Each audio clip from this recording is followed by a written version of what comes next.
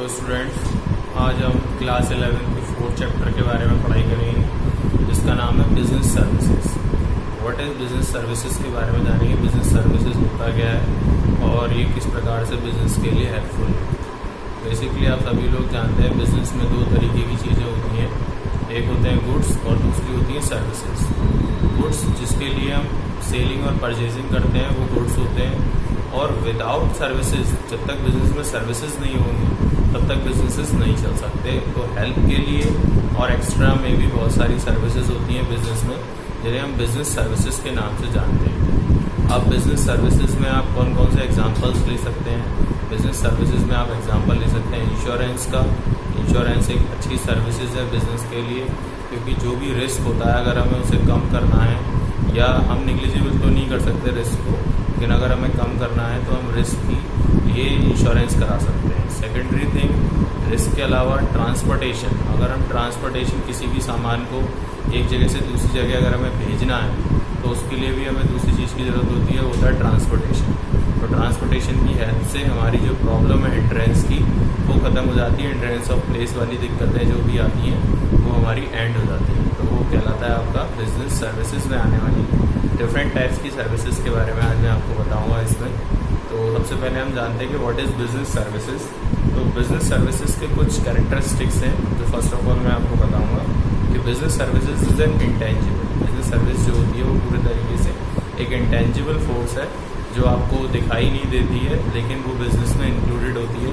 Without services हमारा कोई भी काम नहीं हो सकता। तो किसी भी बिजनेस को चलाने के लिए भी इंटेंजिबल फोर्स की हेल्प लेते हैं, that is called business service. Second है होमोजेनिटी ऑफ अ सर्विसेज, यानी कि ये सर्विसेज लगभग एक जैसी होती हैं और सभी तरीके से एक जैसा काम करती हैं ये सर्विसेज। होमोजेनिटी का मतलब होता है एक जैसी दिखने वाली। तो सर्विसेज में ज़्यादातर सर्विसेज आपकी एक जैसी होंगी जो एक जैसा काम करेंगी। फिर आता है इन्वेंट्री। बिजनेस में जो सबसे बड़ा लॉस होता है वो होता है इन्वेंट्री का लॉस। तो हमें चीज़ों को सुरक्षित रखना है, उनको एक प्लेस पर रखना है, उसके लिए हम कोल्ड स्टोरेज जैसी चीज़ों की हेल्प लेते हैं, वो हमारे लिए इन्वेंट्री सर्विसेज कहलाती है। नेक्स्ट जो आता है वो आता है कस्टमर पार्टिसिपेंस एंड इन्वॉल्वमेंट, यानी इन सभी चीज़ों में कस्टमर का पार्टिसिपेंट होता है, इन्वॉल्वमेंट होता है। विदाउट कस्टमर के पार्टिसिपेंट की या इन्वॉल्वमेंट की कोई भी चीज़ें प्रॉपर तरीके से काम नहीं कर सकती। तो यहाँ आगे बढ़ते हुए हम यहाँ बात करेंगे कि जो सर्विसेज हैं वो बेसिकली थ्री कैटेगरीज में बांटी गई हैं। जो आपकी कोर्स बुक है उसके हिसाब से कैटेगरी वाइज 3 टाइप की सर्विसेज होती हैं। First one is business service, second one is social service और third one is personal service. तो यहाँ हम 3 चीज़ें कवर करेंगे, आपका बिजनेस सर्विस, सोशल सर्विस और पर्सनल सर्विस। सो जो बिजनेस सर्विसेज हैं वो क्या क्या है। बिजनेस सर्विसेज में कुछ एग्जांपल्स मैं आपको बताना चाहूँगा, जैसे बैंकिंग हो गई, इंश्योरेंस हो गया, ट्रांसपोर्टेशन हो गया, वेयर हाउसिंग हो गई और कम्युनिकेशन। ये सारी सर्विसेज अगर आप ले रहे हैं तो आप बिज़नेस की हेल्प ले रहे हैं, और बिज़नेस की वजह से ये सारी सर्विसेज आज इतने ज़्यादा यूज़ किए जाते हैं। दोबारा सुन लीजिए एक बार, जैसे बैंकिंग सर्विसेज, उसके बाद insurance, transportation, warehousing and communication. इन सर्विसेज के बारे में हम इस चैप्टर में पूरा डिटेल में पढ़ेंगे। नेक्स्ट वन आती है आपकी सोशल सर्विस।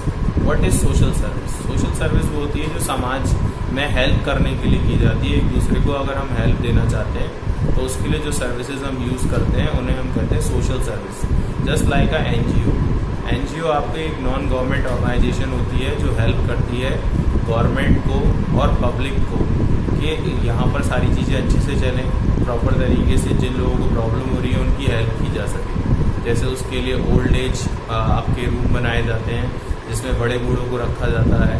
उसके अलावा आपके मंदिर बनाए जाते हैं और भी कई तरह के अनाथालय बनाए जाते हैं जिसमें ऐसे लोगों की हेल्प की जाती है जो कि पूरे तरीके से अपने से लाचार हैं और किसी तरह की समस्या का सामना कर रहे हैं।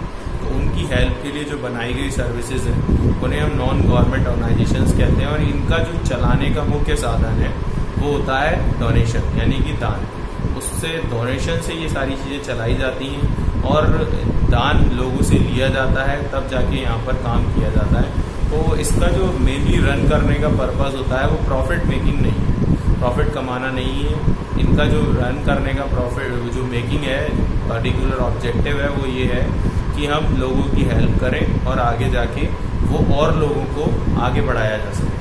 थर्ड वन आती है पर्सनल सर्विसेज। पर्सनल सर्विसेज कौन सी होती हैं जिसमें आप लोग यूज़ करते हैं, जस्ट लाइक अ टूरिज्म और रेस्टोरेंट्स। जब आप होटल्स में जाते हैं तो आप केवल अपने आप के लिए सर्विस दिलवाते हैं, होटल में ठहरते हैं, किसी पर्टिकुलर रूम में रुकते हैं, तो वो हो जाती है आपकी रेस्टोरेंट या होटल सर्विसेज। वो एक पर्सनल सर्विस है जो किसी पर्टिकुलर पर्सन को दी जाती है।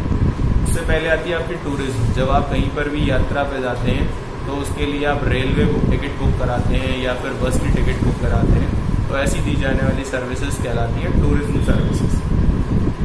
अब हम वन बाय वन करके बिजनेस सर्विसेज के बारे में बात करेंगे, क्योंकि हमारा जो चैप्टर है उसमें हम देखेंगे बिजनेस सर्विसेज को इंक्लूड करके चल रहे हैं कि what types of business services are using here. तो फर्स्ट ऑफ ऑल आती है आपकी banking. What is banking? Banking में आता है आपका सेविंग डिपॉजिट्स, यानी कि अगर हम टाइप्स ऑफ डिपॉजिट की बात करें तो बैंक में हमारा, आप लोग जानते हैं कि डिफरेंट टाइप्स ऑफ अकाउंट्स आप ओपन कर सकते हैं, जिसमें हमारा फर्स्ट थिंग आती है डिफरेंट टाइप्स ऑफ अकाउंट में हमें ये जानना होगा कि हमारे डिफरेंट अकाउंट के यूजेस क्या हैं।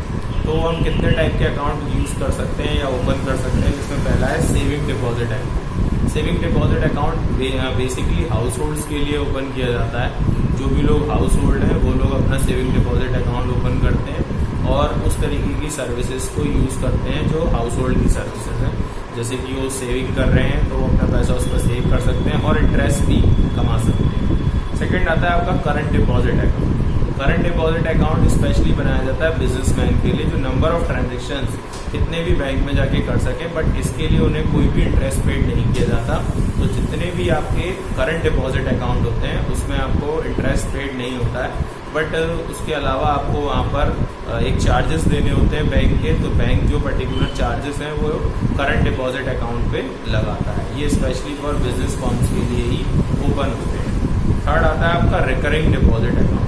What is recurring deposit account? ये एक आरडी सिस्टम होता है जिसमें आपको मंथली इंस्टॉलमेंट पेड करनी होती है। मंथली इंस्टॉलमेंट बैंकिंग सर्विसेज के लिए दी जाती है। जो भी इंसान अपने पैसों को सेव करना चाहता है और थोड़ा सा हायर रेट ऑफ इंटरेस्ट कमाना चाहता है सेविंग अकाउंट से, वो अपनी आरडी ओपन कर सकता है। आरडी में आपको मंथली या क्वार्टरली एक फिक्स अमाउंट पेड करना होता है, जिससे आपको एक निश्चित रूप से अमाउंट ऑफ इंटरेस्ट मिल सके। लेकिन आप उसमें शर्त होती है कि एक पर्टिकुलर फिक्स टाइम तक अपने आप उस पैसे को आप विड्रॉ नहीं कर सकते।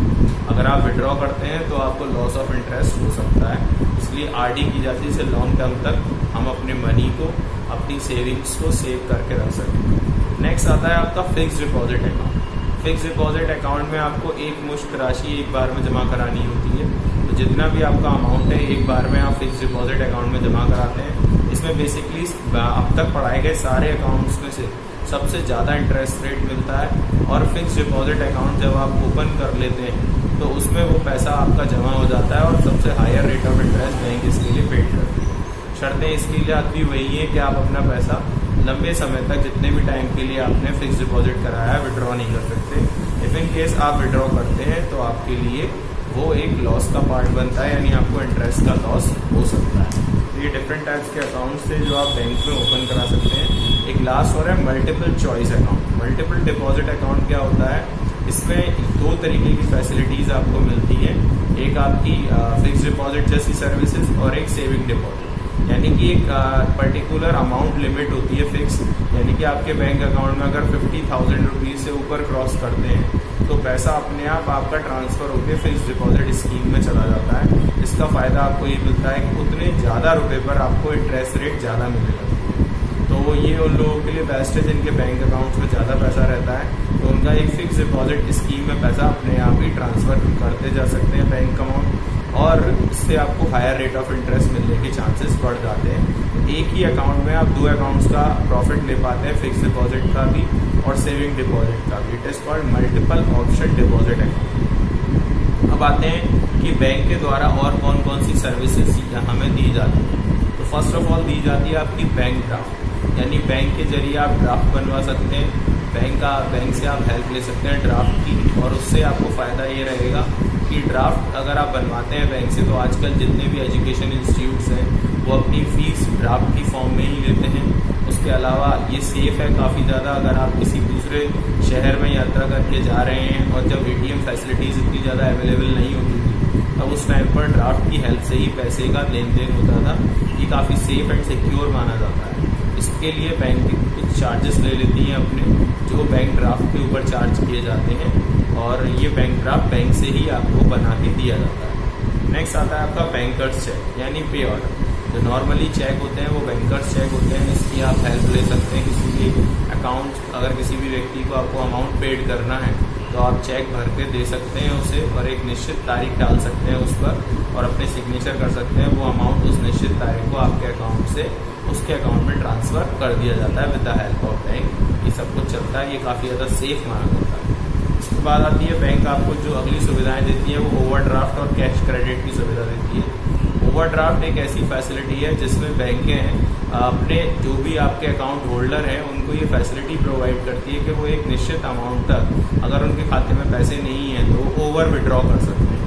ओवर विड्रॉ में अगर आप शॉपिंग कर रहे हैं या फिर किसी पर्टिकुलर क्रेडिटर का अमाउंट पेड करना चाहते हैं तो ओवरड्राफ्ट की फैसिलिटी से आप अमाउंट विड्रॉ भी कर सकते हैं और बैंकिंग चार्जेस भी पेड कर सकते हैं। बट इसमें एक जो प्रॉब्लम है वो ये है कि बैंक ओवरड्राफ्ट जब आप ज़्यादा विड्रॉ करते हैं तो बैंक उस पर इंटरेस्ट चार्ज हायर चार्ज करती है, और बैंक उसका अगर आप निश्चित तारीख तक उसका अमाउंट पेड नहीं करते हैं तो उसके ऊपर भी आपको पेनल्टी भी देनी पड़ सकती है। तो ये ओवरड्राफ्ट की फैसिलिटी जो बैंक द्वारा दी जाती है।